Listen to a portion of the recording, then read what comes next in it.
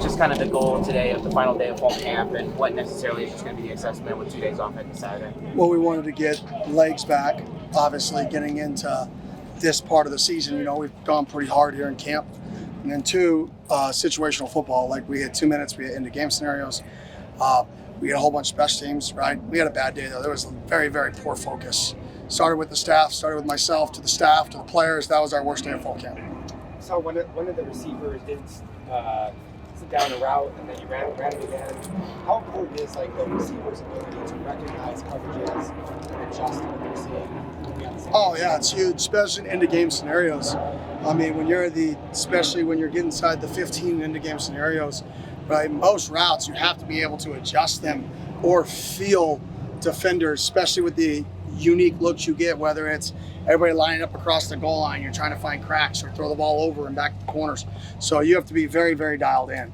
And like I said, I thought today the lack of focus just wasn't there. The intensity wasn't there like it was in our other helmet practices. We had practiced really well in our other two helmet practices. Today, we kind of took the day off, and that's my fault. That's our staff's fault for allowing that to happen and just letting it happen. Is there somebody who does that really well on the team, just recognizing situations? I don't know if there's just one guy. I think JT has just a really good feel for space. So the other day on the goal line, he's on an in cut essentially, and he feels the safety cut him and he turns it into a curl back to the quarterback and they just complete it on his back hip. So that's just good awareness of space and where he's at on the field. So JT does have a really good just feel for the space. What do you see from the defense playing together as one collective unit? You say they're out here. Yeah, the communication is really good. Sometimes too much communication. Sometimes we got to know who the alpha is, right? If we get into a call that's double or triple called or a bunch set adjustment, and we have two guys saying one thing and one guy saying another, right? Who is the alpha? Whose words mean the most, right? Because you could play it two different ways, right? And based off the situation, do you really get a third and short? Do you really get a third and long, right? Based off your bunch adjustment. And right now we have too many voices sometimes, which cause confusion, which is a good problem. Right, too many people communicating, but now we got to figure out who's the alpha, who we're going to listen to when multiple people are talking. Have you noticed certain players in those moments when they're not all talking together? Yeah, Keyshawn, X, Crooks, Zyrus, Cole Martin, Shamari. I mean, all those guys do a good job communicating. Marvin Harris, day one that you wanted to front load the hardest work of camp. How well did you guys stick to that, and did you feel like it benefited? Yeah, we definitely stuck to it, and I won't know if it benefited until week one, when we see how fresh our players feel, because that was the whole premise, is really get after them, make them tired. I think we're responding to adversity better. I do think that. We don't complain as much as we have. We'll find out on game day, but we're getting better at that. So I think that was part of the early strain we tried to put on them. And the other benefit is this back end kind of getting their legs back underneath them. So we'll find out on game day. Marvin Harrison Jr. was saying the other day over at Cardinals that he thinks college teams should start playing preseason games, that he thinks it can help. When you have a day like this, where maybe the focus is there, do you think a preseason game would be something to consider down the line in college football? Oh, yeah, preseason. Anytime you can play football versus somebody else, it's huge. I mean, it's how you play the game. The best way to emulate a game is to play the game, and we try to simulate that versus ourselves, right? But you see the same people over and over and over and over again. You got to try to find a way to break up the monotony of a camp, whereas they get to practice versus other teams, right, to break up the monotony and to get different looks. If you're an odd team, you may get to go practice versus a 4-down team and get different looks, or vice versa, right? If you're a 11 personnel open team, you may get to go play a 13 and 22 personnel team with bunch sets to practice different looks. You don't really get that in college. So whatever your offense is, whatever your defense is, if you're not getting those looks, right, if you're not multiple on those sides of the ball, then you've got to create it, right, with scout teams and walk-ons, but not the speed that the NFL gets to create it as. So I definitely think it would be an advantage.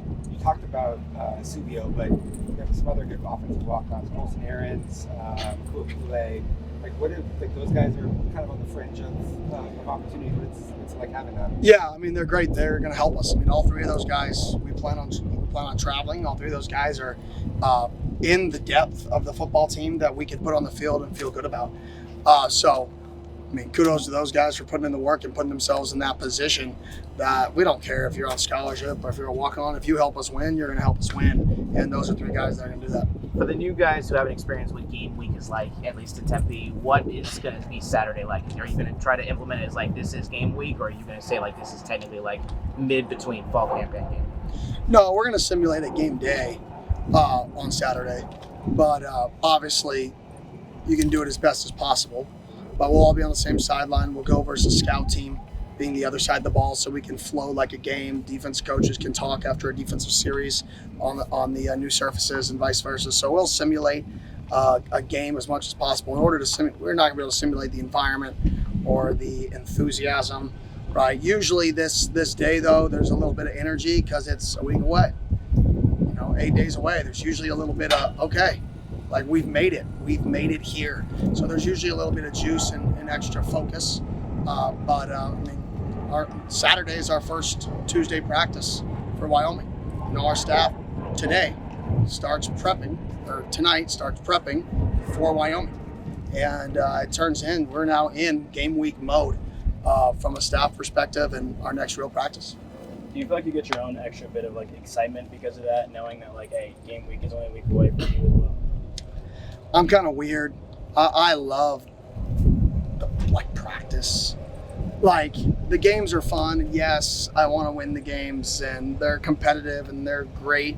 But like I love I love the process. I love seeing the guys get better.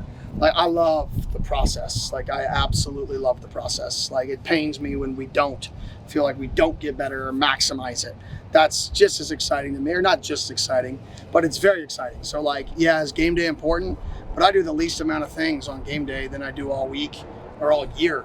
Really, I'm on game day and I'm calling timeouts and saying, hey, slow sub a guy because they subbed with 17 seconds left. Like the amount of things I do on game day versus the prep that leads up to it. I mean, my role on game day is way smaller than my role throughout the week, getting the most out of the guys, getting the guys to prepare, getting the guys mentally and physically ready for the game. Once we hit game day, it's on the players at that point. We're just there to put them in the right state of mind, and not with iPads, I guess. Cheat or services. Kenny, a couple days ago, you called Elijah O'Neal one of the most improved players in the spring to now. When you were recruiting him out of junior college out of 2022, what specifically did you see in him? Physicality and motor. He was big, he was physical, and he had a motor. And if you're big, physical, and have a motor, the rest will probably take care of itself. So I saw those 3 things. To Bo Nix at all leading up to NFL opening day? Do y'all have any conversations? Yeah, I mean, we talk quite often. But Bo's so just chill.